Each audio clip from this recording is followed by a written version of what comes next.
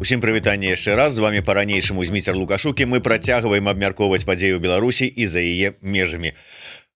Цудоўны дзень сёння, таму што першы раз у студыі Еўрарады, ну не в эфіры Еўрарады, але ў студыі сапраўды ўпершыню у нас прадстаўніца офіса Святлана Ціхановская, дырэктара офісу дэмакратычных сілаў у Чэшскай Рэспубліцы Крысціна Шыянок. Добрый дзень, Крысціна. Ну, дзякуй, што пагадзіліся прыйсці ў студыю. Крысціна, як ўсё ж таки чалавек, які узваліў на сябе пэўным сэнсе адказнасць за беларускую дыаспару ў Чэхіі, скажем, прадстаўляць ці адстойваць яе інтарэсы і, в прынцыпе, не толькі дыаспару, але і тых беларусаў, якія прыязджаюць, трапляюць у Чэхію на сённяшні дзень. Якія самыя галоўныя, на ваш погляд, выклікі, праблемы, з якімі сутыкаюцца беларусы ў Чэхіі, што іх найбольш хвалюе сёння? Перад тым, як адказаць на гэтае пытанне, я, напэўна, крыху патлумачу сітуацыю таго, як выглядае існаванне беларускай дыяспары ў Чэхіі. Это вось той тэрмін, які прагучаў. І ўнесу пэўныя карэктывы. З 2013 года беларусы, беларускі Чэхія, якія маюць чэшскае грамадзянства, атрымалі статус нацыянальнай меншасці. І як нацыянальная меншасць мы маем сваіх прадстаўнікоў, прадстаўніц, пэўны час такую функцыю рэпрэзентатыўную нацменшасці на ўзроўні магістрата горада Прагі выконвала і я.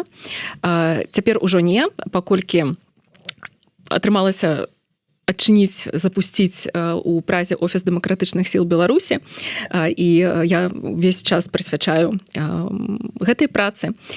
І гэта такое першае, напэўна, адрозненне ад дыяспар у шырокім разуменні беларускіх у іншых краінах. Другі момант, што таксама хацела падкрэсліць, гэта тое, што беларусы, беларускія Чэхі, якія пакуль не маюць чэшскага грамадзянства і фармальна не належаць да нацменшасці, актыўна працуюць над ідэяй стварэння асацыяцыі беларускіх суполак у Чэхіі, у Чэхіі на Маравіі, так будзе больш карэктна. І гэта асацыяцыя, калі яна ўзнікне, яна будзе прадстаўляць перадусім інтарэсы непасрэдна беларускай дыяспары ў Чэхіі. І цяпер ужо падыходзячы да офіса дэмакратычных сіл Беларусі, адразу таксама такую карэктыву зраблю, што гэта не офіс Святланы Ціхановскай, хоць і ён узнік на падставе прапановы, якую яна ў свой час атрымала чэшскага прэзідэнта з ініцыятывы. Гэты офіс называецца офіс дэмакратычных сіл Беларусі, і ён з'яўляецца такой хутчэй інклюзіўнай шырокай платформай, і мы стараемся быць адкрытымі не толькі да фармальна структур дэмакратычных сіл, якія існуюць на сёння, але і да тых, хто даўно ў беларускім дэмакратычным руху і на сёння не належаць, допустим, да тых структур, якія мы маем сёння, альбо прадстаўляе іншыя структуры, іншыя суб'екты. Таму тут, напэўна, больш правільна сказаць, што гэты офіс хутчэй з'яўляецца такой платформай, пляцоўкай, але сярод іншага мы, безумоўна, фокусуемся і займаемся актыўна праблемамі, з якімі сутыкаюцца беларусы, беларускія, якія жывуць у Чэхіі. І, напэўна, на першым месцы варта згадаць візавую праблематыку, але сітуацыя на сёння не настолькі змрочная, як яна выглядала на пачатку, калі быў толькі ўведзены візавы бан. З таго моманту атрымалася дамагчыся шэрагу выключэнняў з візавых рэстрыкцый, з візавых абмежаванняў. Напэўна, слухачкам будзе цікава пачуць, хто можа прэтэндаваць на сёння на чэшскія вось да, таму што сапраўды вы правы, Крысціна, у тым, што гэта вельмі актуальнае пытанне. І далей, як учора, мы ўжо нават не гаворым пра тое, што немагчыма там візу атрымаць, немагчыма там нейкае там запрашэнне даслаць, немагчыма запісацца. Зараз з'явілася інфармацыя, што ў нямецкай кансуляце тыя людзі, якія даўно стаялі на чарзе, чакалі ўжо выкліка там пагоду і больш, ім скасавалі гэтую чаргу без тлумачэнняў. То есть незразумелая ўвогуле сітуацыя з гэтымі візамі, што па чэшскім накірунку. Фармальна быў працягнуты гэтак званы візавы бан на неабмежаваны тэрмін. Ён быў працягнуты чэшскім урадам, і упершыню, калі абмяркоўваўся гэты дакумент, гэтая пастанова, упершыню была дыскусія гэтым разам.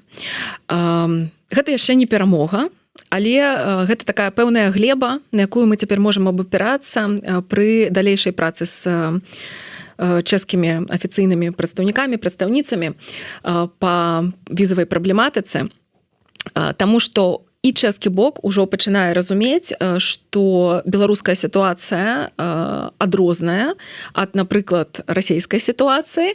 Калі мы гаворым пра патрэбы візавыя альбо пра нейкую спецыфіку выезду беларусаў з краіны за мяжу. І гэта неабходна ўлічваць. І тыя выключэнні, якіх атрымалася дамагчыся, я іх, безумоўна, пералічу, яны не закрываюць усе патрэбы. І ўсё яшчэ застаюцца пэўныя такія ўразлівыя, як мы кажам, групы, для каго трэба далей весці такую вось асветніцкую працу з чэшскім бокам і тлумачыць, чаму для гэтых груп варта ўвесці дадатковае выключэнне альбо пашырыць існуючае. І перадусім я маю на ўвазе кароткатэрміновыя візы для блізкіх з мэтай наведвання сям'і, таму што у Чэхіі на сёння пражывае крыху менш за 8 тысячаў беларусаў-беларусак, і значная частка з іх не мае магчымасці паехаць на радзіму. Дакладней, тэхнічна такую магчымасць яны маюць, але гэта будзе, хутчэй за ўсё, падарожжа ў адзін бок. І далей яны сутыкнуцца з рэпрэсіямі. І натуральна, што да 20-го года дзейнічалі, да падзеяў 20-го года дзейнічалі спярша ковідныя абмежаванні, потым, скажем так, у межах гэтых ковідных абмежаванняў быў арганізаваны выезд выключна для пацярпелых, і таксама не было магчымасці бачыцца з роднымі. А пасля пачатку паўнамаштабнага ўварвання вайны Расіі супраць Украіны былі ўведзеныя дадатковыя абмежаванні, так званы візавы бан, і ёсць сем'і, которые не бачыліся ўжо прыкладна 5 гадоў. Гэта псіхалагічна цяжка, эмацыйна цяжка. І мы разумеем таксама пэўныя рызыкі, што тое, што чалавек, які знаходзіцца ў Чэхіі, ён можа быць надзейным, але яго блізкія не абавязкова. І вось калі б Чэхія, так скажем так, адкрыта дазволіла усім зараз рабіць гэтае запрашэнне, гэта можа в нейкіх сітуацыях, магчыма, справакаваць пэўную такую пагрозу для нацыянальнай бяспекі краіны. Але трэба шукаць нейкі кампрамісны варыянт, і такім кампрамісам можа быць, напрыклад, для пачатку арганізаваць магчымасць рабіць запрашэнні сваякам тых, хто ў Чэхіі мае міжнародную абарону, візу талерантнасці, альбо дэ-факта звязаны з пэўнымі структурамі дэмакратычных сілаў. Гэта, напрыклад, і мой выпадак, і не мае магчымасці паехаць у Беларусь, каб пабачыцца з блізкімі. А другая ўразлівая група, пра якую мы таксама гаворым ужо не першы год, гэта беларускае студэнцтва, бо беларускае студэнцтва было адным з такіх рухавікоў спробы рэвалюцыі ў 20-м годзе. Цяжка падабраць, так, правільную назву таго, што адбылося ў 20-м годзе. І заслугоўвае большага разумення. Атрымалася для студэнцтва зрабіць дадатковае выключэнне па стыпендыях, то бок калі беларускі студэнт ці беларуская студэнтка мае пэўны тып стыпендыі, то яны могуць прэтэндаваць на чэшскую візу. Але гэтага недастаткова, таму што стыпендыі атрымліваюць адзінкі, а ўсё ж такі маладых людзей у Беларусі застаецца шмат тых, хто не згодны вучыцца ва ўмовах несвабоды, вучыцца пад партрэтам самазванага нелегітымнага прэзідэнта. І ва ўмовах, уласна, цэнзуры, ва ўмовах рэпрэсій і ва ўмовах, калі ты не можаш свабодна в універсітэцкім акадэмічным асяродку выказваць свае думкі.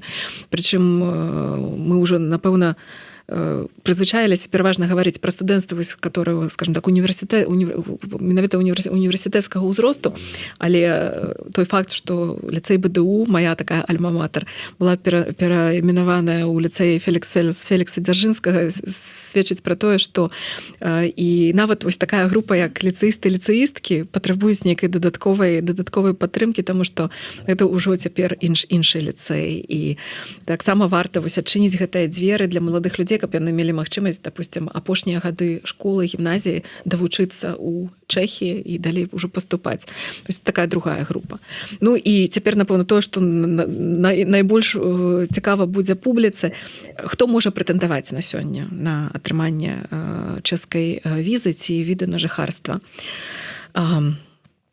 Шенгенскую візу могуць атрымаць толькі тыя, каго закранулі рэпрэсіі, і перадусім гаворка ідзе пра палізняволеных і іх родных. То есть мы зараз гаворым пра гуманітарную візу у адзін канец. У Чэхіі не існуе гуманітарных віз. Мы гаворым пра шенгенскую візу. Таксама у некаторых вельмі экстранных выпадках такую візу магчыма выдаць. Але гэта адзінкавыя выпадкі. Што тычыцца відаў на жыхарства ці так званых доўгатэрміновых віз. Чакай, Хрысціна, то есть я вярнуся да вот візы. Атрымліваецца, што атрымаць візу шенгенскую у амбасадзе, кансуляце Чэхіі на сёння мала рэальна. Для большасці гэта немагчыма. І ніяк немагчыма гэта выправіць сітуацыю. Ну вы даносіце гэтую сітуацыю, праблемнасць гэтай сітуацыі да сваіх чэшскіх партнёраў, палітыкаў. Так, і адна з прычынаў, чаму вось па гэтым пункце, так, кароткатэрміновая віза з мэтай наведвання сям'і пакуль не атрымалася зрушыцца з месца, гэта тое, што тыя структуры ў Чэхіі, якія адказныя за верыфікацыі, за праверкі, яны на сёння не спраўляюцца з аб'ёмам і не маюць дадатковага рэсурсу, каб верыфікаваць у той меры, у якой гэта на сёння ва ўмовах вайны, якая працягваецца, патрэбна верыфікаваць заяўнікоў, заяўніц на гэтыя кароткія візы. Таму тэхнічна мы можам прапаноўваць толькі пэўную форму дапамогі з верыфікацыямі, але таксама варта разумець, што нават такія структуры, як Белпол, які ўжо зарэкамендавалі сябе, не могуць быць упісаныя вось у гэту агульную структуру чэшскую як суб'ект, які будзе цалкам несці адказнасць за верыфікацыі. Это ў любым разе мусіць быць чэшскі суб'ект, які з'яўляецца проста часткай дзяржаўнага апарату. І застаецца тут чакаць і пераконваць у тым, што гэтыя дадатковыя рэсурсы патрэбныя, таму што існуе такая патрэба сярод беларускай супольнасці, бо людзі ўжо шмат гадоў не бачылі блізкіх, гэта адбіваецца не проста на нейкім такім эмацыйным фоне, гэта адбіваецца ў некаторых выпадках, на жаль, і на псіхалагічным здароўі людзей. Што тычыцца экстранных выпадкаў, я б з дазволу не ішла ў падрабязнасці, таму што гэта вельмі такая адчувальная тэма, але просто хочу так падкрэсліць, што чэшская амбасада ў Менску сапраўды стараецца дапамагчы тым, каго закранулі рэпрэсіі, у тым ліку з кароткатэрміновымі візамі. А пераходзячы ўжо да вось гэтай другой катэгорыі, да, доўгатэрміновыя візы і віды на жыхарства, на сёння дзверы ў Чэхію адчыненыя для тых, хто зазнаў пераслед, і тых, хто з'яўляецца такім барацьбітом за ідэалы свабоды, дэмакраты, альбо мае пэўны профіль, напрыклад, з праваабарончай дзейнасці. І гэта можна нейкім чынам верыфікаваць, пацвердзіць. Такія людзі могуць прэтэндаваць на улучэнне ў спецыяльную адмысловую такую візавую праграму Міністэрства замежных спраў, якая называецца грамадзянская супольнасць. Але варта разумець, што гэтая праграма яна толькі механізм атрымання віду на жыхарства ці доўгатэрміновай візы, яна не дае мэту знаходжання ў краіне. Вельмі простай мовай паспрабую патлумачыць.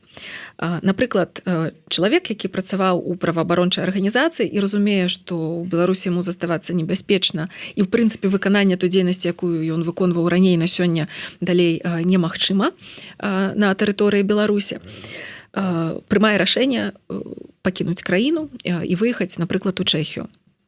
Адным з магчымых сцэнароў можа быць, што ён знаходзіць працу у Чэхіі і робіць дамову з працадаўцам.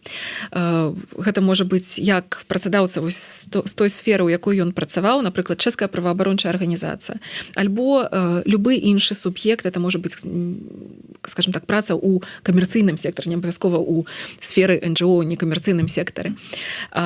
І як далей дзейнічаць? Ён можа звярнуцца дыстанцыйна праз наш афіцыйны email у Офіс дэмакратычных сіл Беларусі ў Чэхіі з тым, што он для сябе такое рашэнне прыняў і хацеў бы пераехаць у Чэхію з мэтай працы, і ў яго ёсць ужо гэтая мэта, то бок у яго ёсць ужо патэнцыйны працадаўца, і яшчэ лепей ужо падпісаная дамова аб працы альбо, скажем так, дамова аб будучай працы.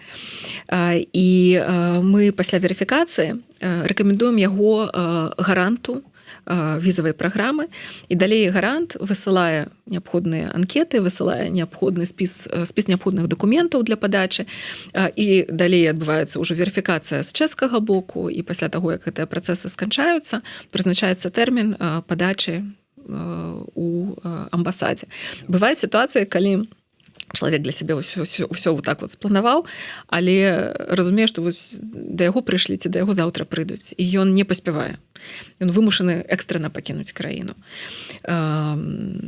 Часам гэта можна зрабіць вось па кароткай такой шэнгенскай візе, якую якраз такі у такой сітуацыі, на якую можна прэтэндаваць у чэшскай амбасадзе.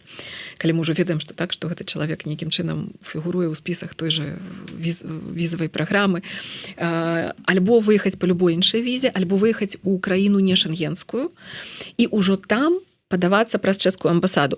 Гэта насамрэч істотны момант, таму што стандартна дзейнічае правіла, што на першую доўгатэрміновую візу ці від на жыхарства грамадзяне Беларусі, грамадзянкі Беларусі падаюцца ў краіне сваёй грамадзянскай прыналежнасці. Гэта азначае праз амбасаду ў Менску. А калі вось чалавек так эвакуюецца датэрмінова у іншую краіну, то звычайна падача праз амбасаду ў гэтай краіне немагчымая.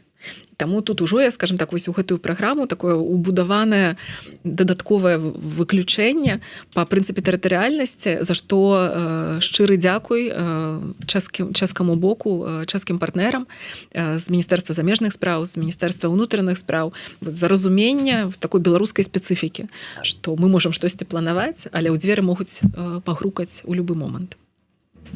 Ну, ось удокладнение. Так чем отличается от обычной визы ВНЖ по работе? Зачем писать письмо офису и получать какие-то письма от гарантов? Работодатель сделает визу или нет?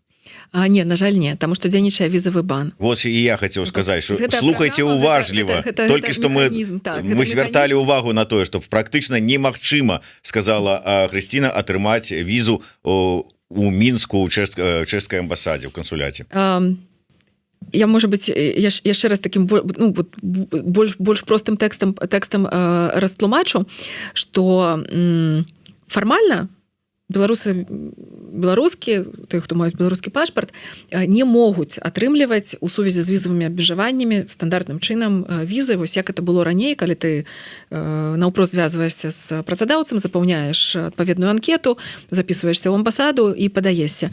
Цяпер гэта функцыянуе іншым чынам, праз вось альбо пэўныя выключэнні, напрыклад, стыпендысты-стыпендысткі, альбо праз вось гэтую візавую праграму, але для таго, каб патрапіць у гэтую візавую праграму, неабходна мець наўпростовую сувязь з гарантам. І гаранты не апублікаваныя дзесьці на сайце, так, яны адсутнічаюць у нейкім публічным, так, доступе, і спосаб, як з імі звязацца.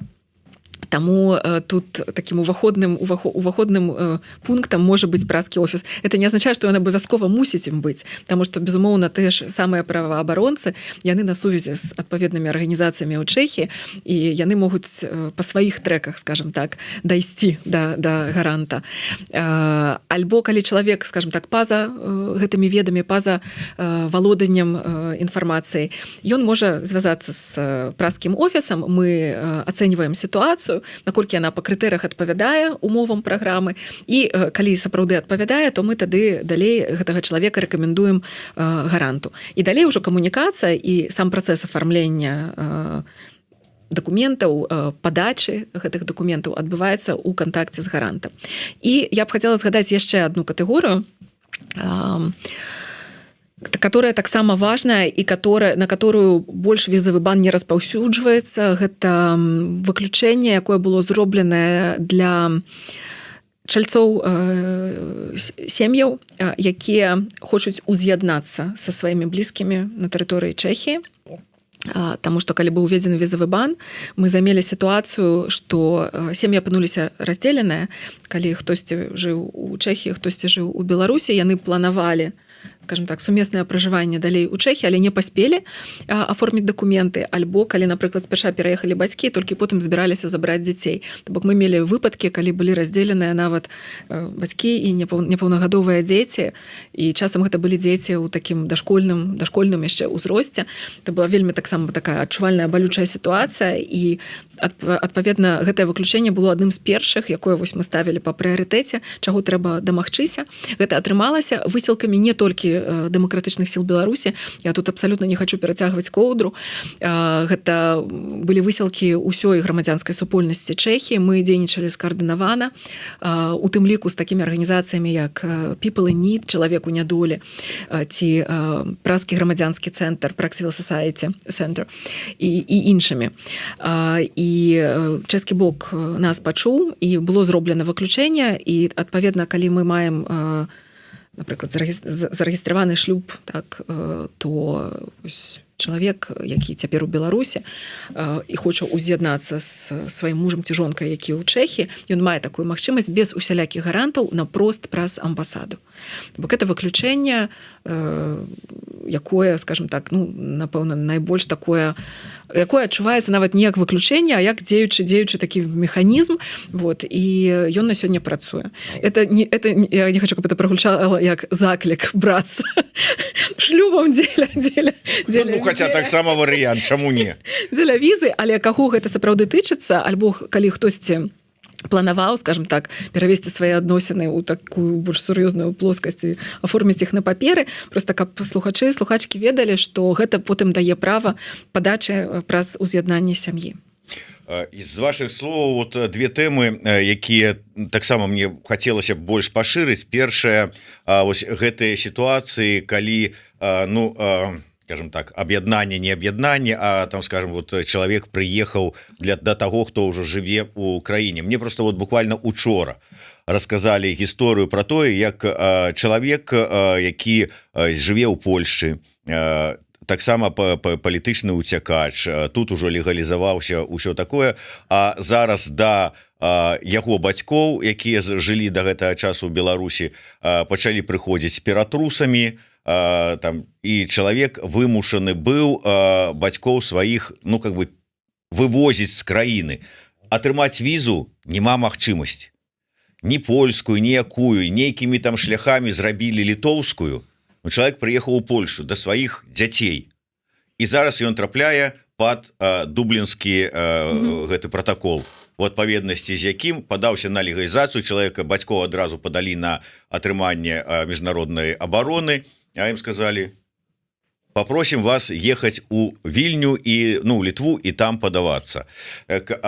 Я да таго, як у Чэхіі гэтая сітуацыя, наколькі гэта ўсё вырашаецца, я тут хацеў бы азначыць, што Крысціна, яна сама па сабе судовы перакладчык, але на захадзе тут такая ёсць спецыфіка, што судовы перакладчык, ён павінен быць не просто перакладчыкам аўтаматычным, вот ведаеце, як зараз такія прыстасаванні ёсць у тэлефоне, ён павінен яшчэ ведаць законы. каб арыентавацца ў заканадаўстве і перакладаць у адпаведнасці з нормамі, там, каб нічога там не пераблытаць. Таму веданне законаў, я думаю, вам павінна дапамагаць працаваць не толькі вот у офісе, але і вырашаць гэтыя пытанні.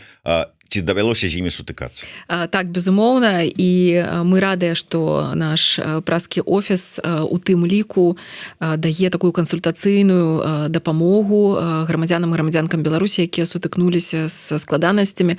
Гэта могуць быць складанасці з дакументамі, альбо вось, напрыклад, тыя сітуацыі, якія вы апісваеце, Даблін ці падача, магчымасць падачы на міжнародную абарону і гэтак далей.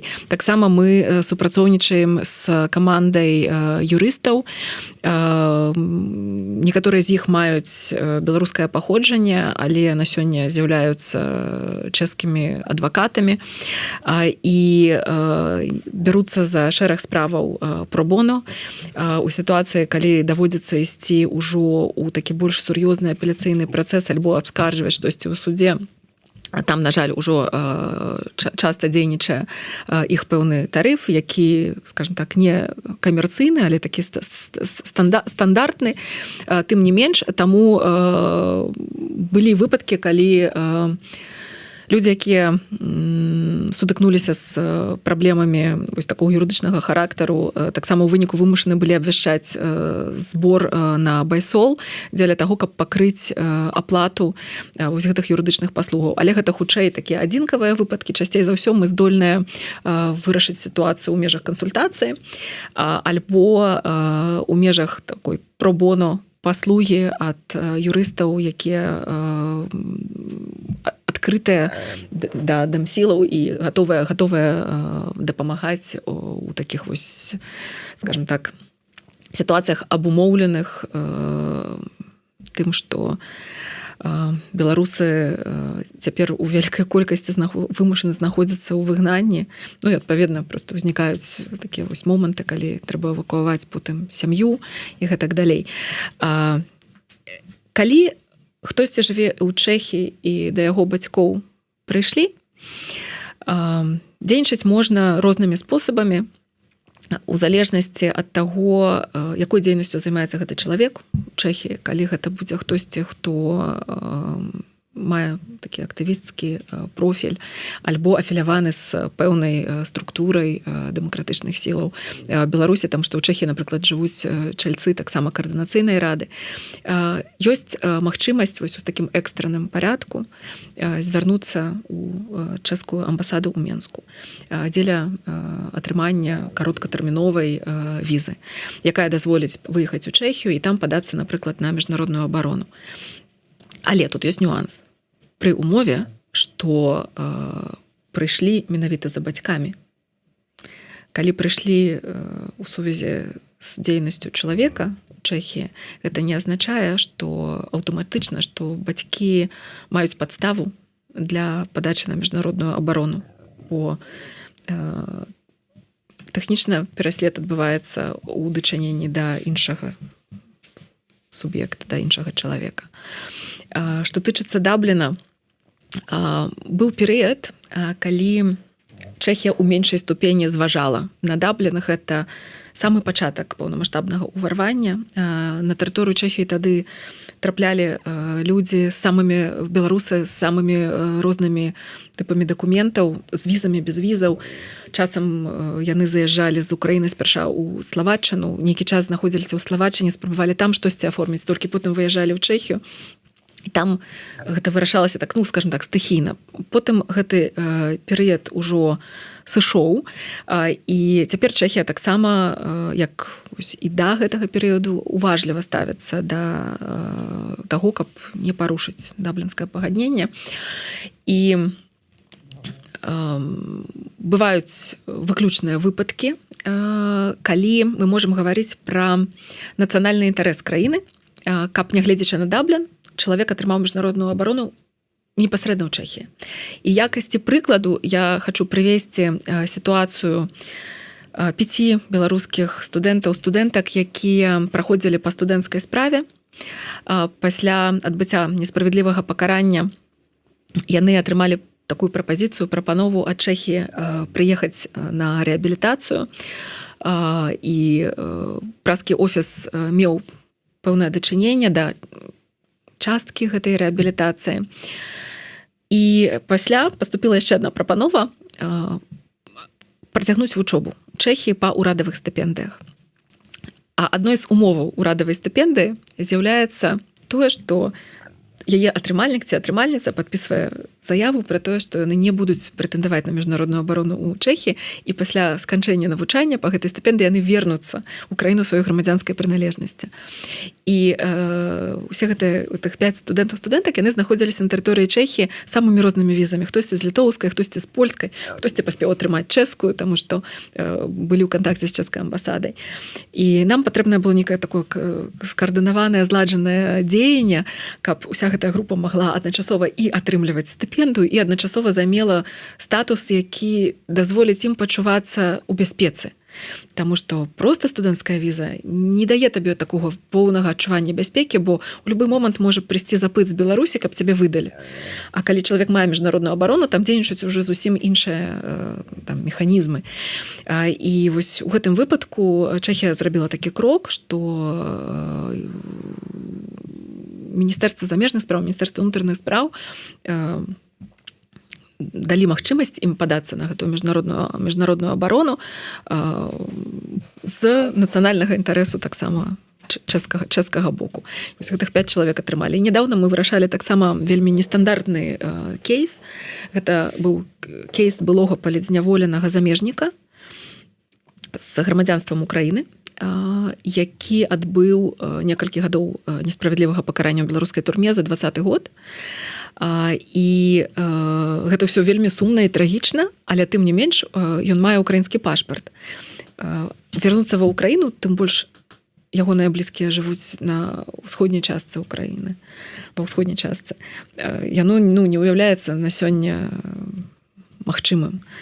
І нам неабходна было, па-першае, дабіцца для яго магчымасці падавацца на абарону ў Чэхіі, а па-другое, дамагчыся таго, каб гэта была менавіта міжнародная абарона, а не часовая абарона, якая выдаецца грамадзянам-грамадзянкам Украіны, якія ўцяклі ад вайны. Бо гэтая часовая абарона, яна прывязаная да тэрміну сканчэння вайны. Вот. Это адзінкавыя выпадкі, але яны ёсць, і зноў жа, карыстаючыся эфірам, скажу шчыры дзякуй чэшскаму боку за тое, што мы знаходзім разуменне у такіх сітуацыях з іх боку. На шчасце, такіх сітуацый пакуль няшмат.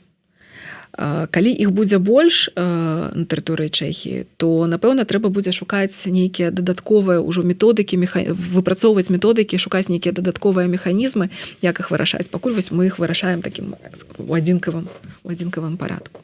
Тым не менш, Карина, Кристина, я тут просто читаю комментарии, тут у нас такая глядачка, слухачка под ником Карина есть, и я тут постоянно учитываюся, так вот, зрабіў памылку, по Фрейду, як говорится. Христина, пытанне студэнтаў, мне падаецца вельмі таксама важным і цікавым, і тут я, можа быць, раблю такія паспешлівыя высновы, але як у сітуацыі з атрыманнем візаў, якія атрымаць практычна немагчыма, так і зараз патрапіць і стаць студэнтам у празскіх універсітэтах, якія са скарынаўскіх часоў лічыліся такой самой мэтай, куды б патрапіць, дзе атрымаць еўрапейскую адукацыю, прынамсі для нас, нашчадкаў Вялікага княства Літоўскага, заўсёды это было марай, магчымасцю, і заўсёды імкнуліся туды і мелі магчымасць паступаць. А зараз такое адчуванне, што яна таксама крыху больш за нуль, але не вельмі высокая. Я вось буквально на гэтыя выходныя быў там на сустрэчы з беларусамі ў Браціславе, і мяне вельмі здзівіла, колькі беларусаў маладых студэнтаў едуць туды. Я спытаўся, чаму туды? Мне спачатку пачалі казаць, што мовы блізкія, Еўропа, ўсё ж таки Еўросаюз, а потом сказалі, таму што вельмі складана, амаль немагчыма у Чэхію, і вельмі складана стала у Польшу тую ж самую, не кажучы уже пра іншае. Я назову яшчэ одну прычыну, которую, напэўна, не агучылі беларусы, беларускія славаччыны. Справа ў тым, што калі у чалавека ёсць від на жыхарства з мэтай навучання ў іншай краіне ЕС, у тым ліку ў Славаччыне, то з гэтага віду на жыхарства можна перайсці на чэшскі від на жыхарства з мэтай навучання. І на сёння ўжо такая даволі пашыраная практыка, калі людзі з Беларусі паступаюць у славацкія універсітэты, пэўны час там вучацца, а потым пераводзяцца ў чэшскія універсітэты, і такім чынам яны атрымліваюць, нягледзячы на не ўсе такія прадуманыя, каб так дзейнічаць. Просто вот звычайны там хлопец з дзяўчына, які скончыў школу, там ліцэй, там ці яшчэ што-небудзь і думае там, ну вот що, сярэднюю адукацыю атрымаў, трэба ісці за вышэйшай. Хацелось бы ў Прагу, а атрымліваецца Усё залежыць ад таго, што гэты малады чалавек у сваім жыцці паспеў зрабіць. І тут я не пра нейкія такія вынікі паспяховыя вучобы альбо дасягненні ў сферы спорту, шахматаў і гэтак далей. Я тут перадусім пра пэўнае дзеянне супраць актывізм, карацей кажучы, альбо супраць расійскай вайны ў дачыненні да Украіны. Але ўсё ж таки, ці не падаецца вам, што это троху неправільна? Калі актывізм становіцца адной з, ну, як БРСМ у Беларусі наяўнасць там, думаю, так і тут. Гэтае пытанне варта задаваць тым, хто уводзіў гэты візавы бан. Мы хутчэй тут змагаемся ці спрабуем штосьці зрабіць з наступствамі і палепшыць нейкім чынам сітуацыю. Я скажу так, вельмі агульна. Любое абмежаванне, калі яно робіцца таким тотальным, яно павінна мець вельмі добра прадуманае наперад выключэнні і павінна браць пад улік спецыфіку сітуацыі, а таксама самыя розныя ўразлівыя групы. Так вось гэты візавы бан, які быў уведзены, нават з улікам наступных нейкіх выключэнняў, вось згаданае выключэнне для стыпендыстаў-стыпендыстак, ён, на жаль, не улічвае сітуацыю беларускага студэнцтва. Што я маю на ўвазе? Так, былі людзі, у каго знайшоўся вось гэты актывісцкі профіль, хто змог даказаць свой удзел, напрыклад, у пратэстах, і дзякуючы гэтаму быў прыняты ў візавую праграму грамадзянская супольнасць, і на падставе праграмы вось праз гэты механізм атрымаў візу з мэтай навучання ў Чэхіі. І цяпер навучаюцца такія людзі ў чэшскіх універсітэтах. Але ў той жа час ужо прайшло так там 3 гады з моманту, вось зусім нядаўна была 3-я гадавіна гэтага уварвання поўнамаштабнага. За гэты час мы маем яшчэ як бы адно пакаленне маладзейшых тых, каму у 20-м годзе яшчэ не было 18, і хто цяпер стаіць перад выбарам вучыцца ў Беларусі альбо паехаць вучыцца ў Расію, альбо ўсё ж такі знайсці магчымасць, механізм, як выехаць на навучанне ў краіны свабоднай Еўропы.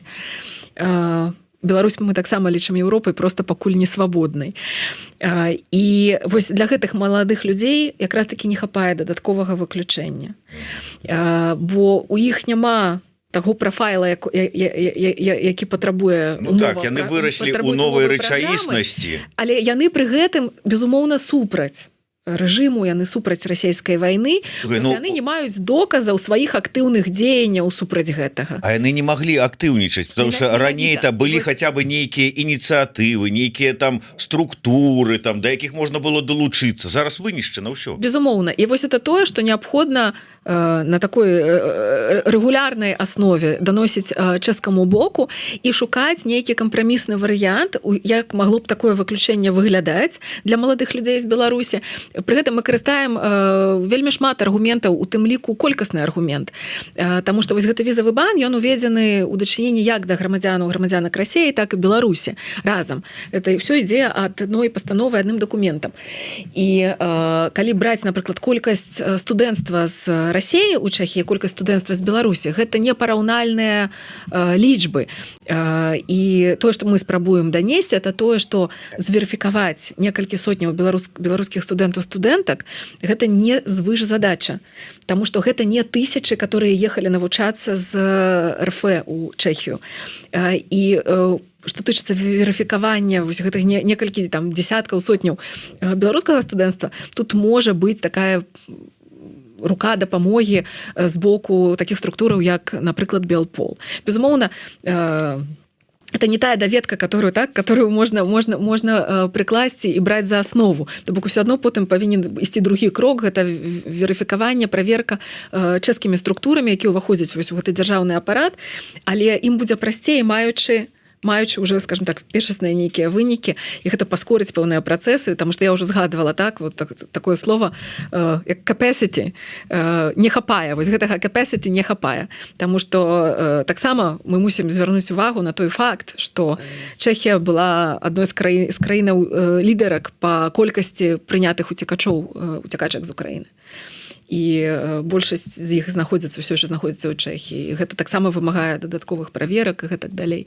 Таму тут трэба проста мець цярплівасць і не спыняцца вось у донесенне інфармацыі. Хаця часам здаецца, што мы ўжо 10 разоў пра гэта гаварылі. І ўжо было там столькі сустрэч.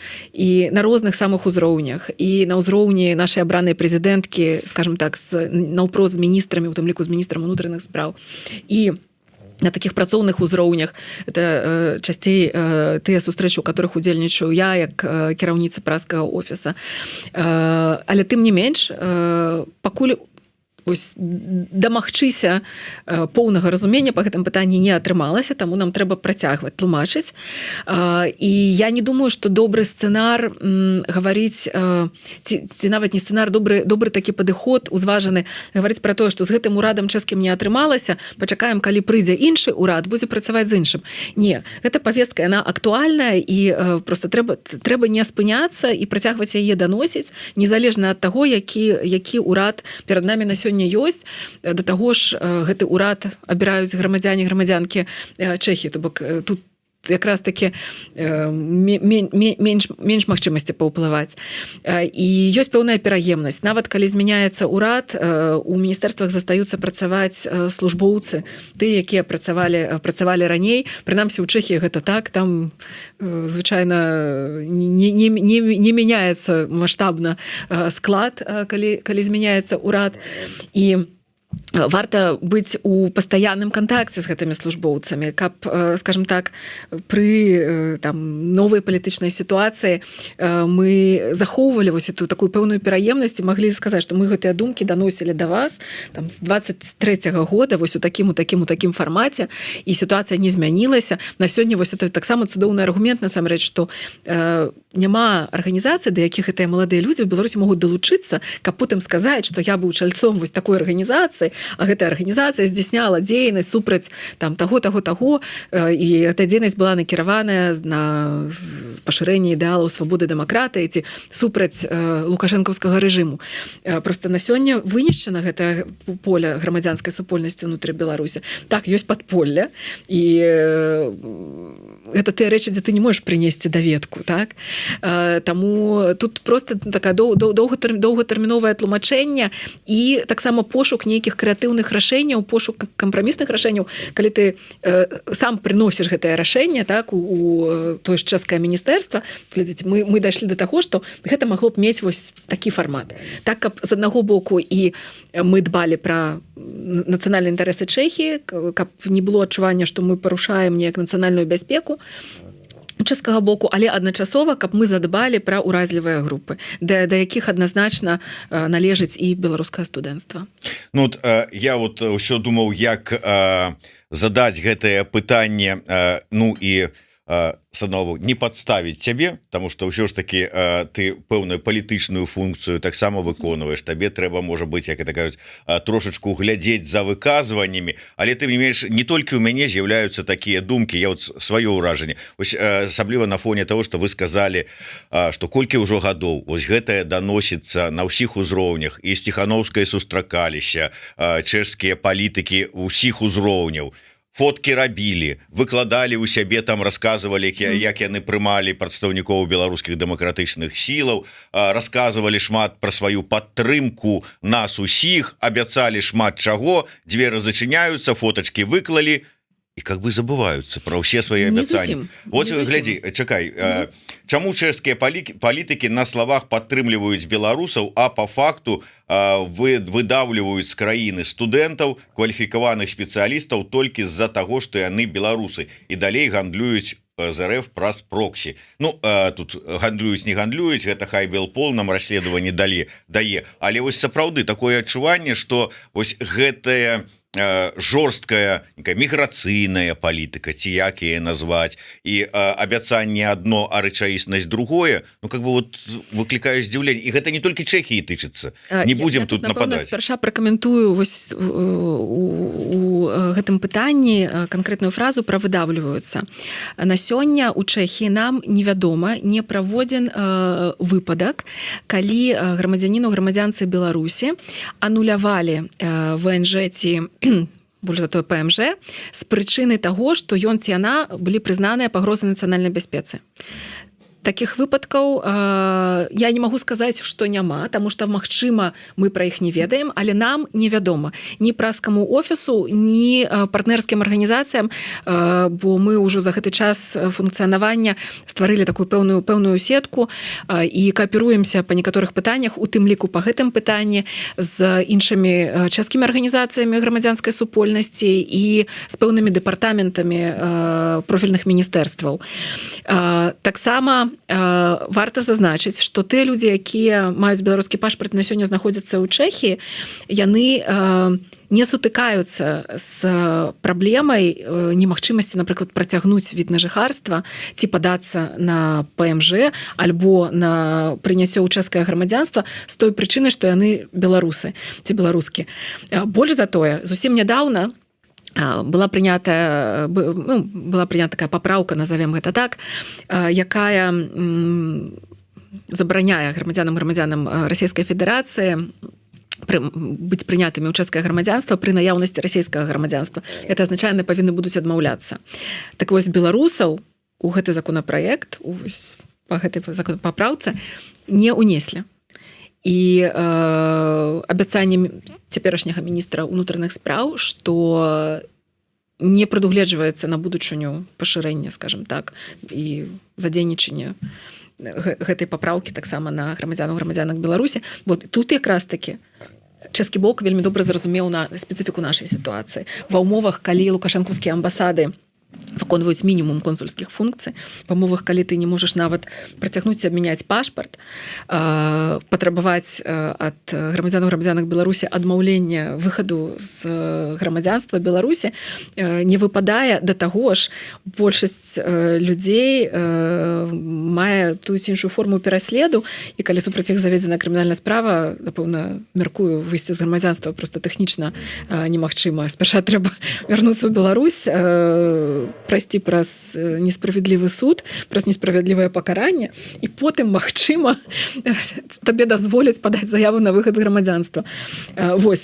І таксама згадаю той факт, што Чэхія працягвае упускаць на тэрыторыю сваёй краіны грамадзянак Беларусі праз вось гэтае выключэнне. Так, яны вузкія, так, не ўсе крытэрыі у той жа візавай праграме адпавядаюць сённяшняму дню, але яны ёсць.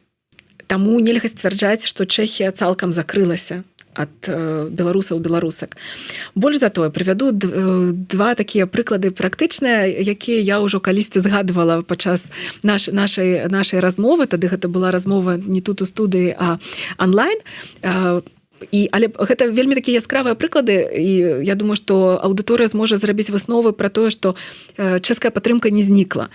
Калі з'явілася сітуацыя з пашпартамі, пасля загаду грамадзяніна Беларусі Александра Лукашэнкі, Чэхія была адной з першых краінаў, якая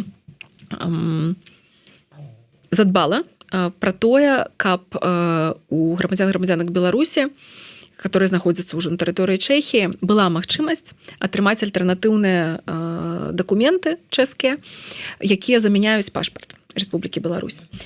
У межах існуючага заканадаўства былі такія інструменты, як пашпарт замежніка і альтэрнатыўны прыязны дакумент. Першы выдаецца для тых, у каго ў Чэхіі ПМЖ, другі выдаецца для тых, у каго ў Чэхіі пакуль яшчэ толькі ВНЖ.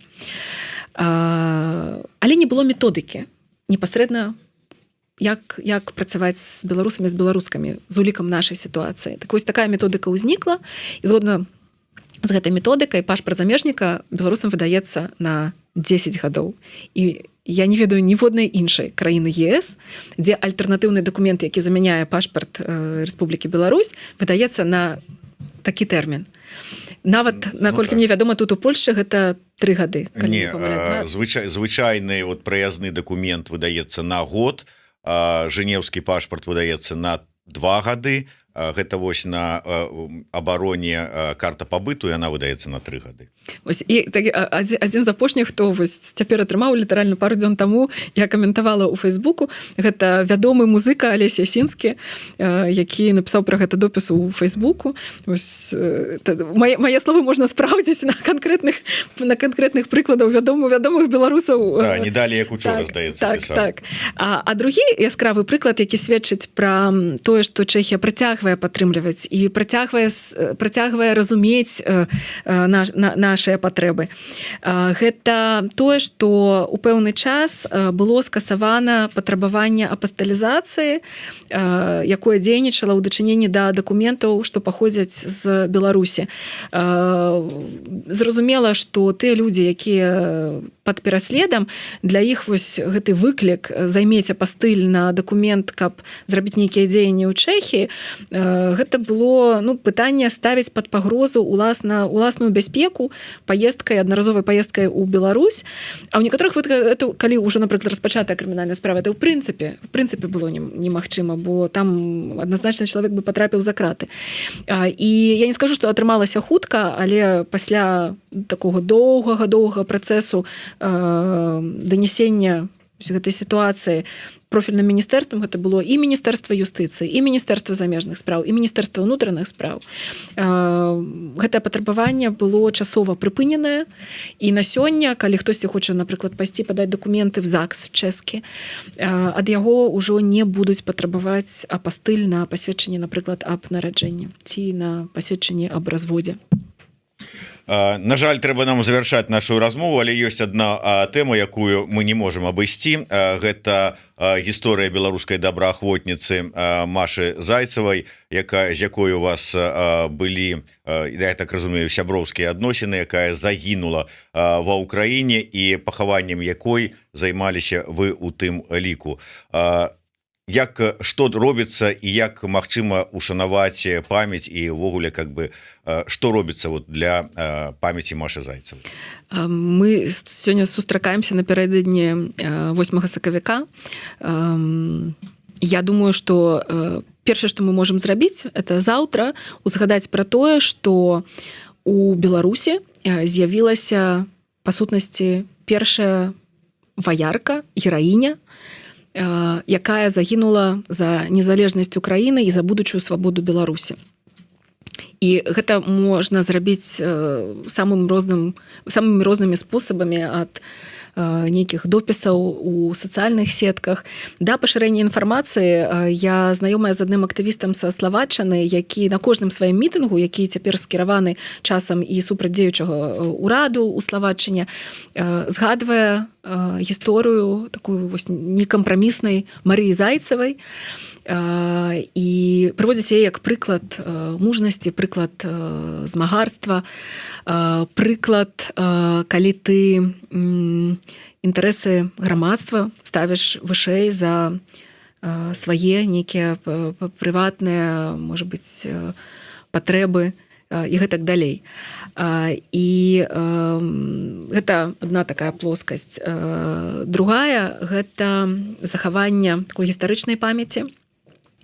І як празкі офіс, так і я асабіста, мы цяпер прыкладаем намаганні, каб пэўныя рэчы, якія былі звязаныя з Машай, сталі таким здабыткам для будучага музея свабоднай Беларусі. Атрымалася з Украіны прывезці сцяг бела-чырвона-белы, які быў на труне падчас развітання. Гэты сцяг часова будзе захоўвацца пакуль у празкім офісе з тым, што на будучыню ён будзе абавязкова перададзены у музей. Таксама Марыя была in memoriam уганараваная ўжо некалькімі медалямі. Гэта медаль ад беларускай вызвольнай арміі, і вось нядаўна зусім адбыліся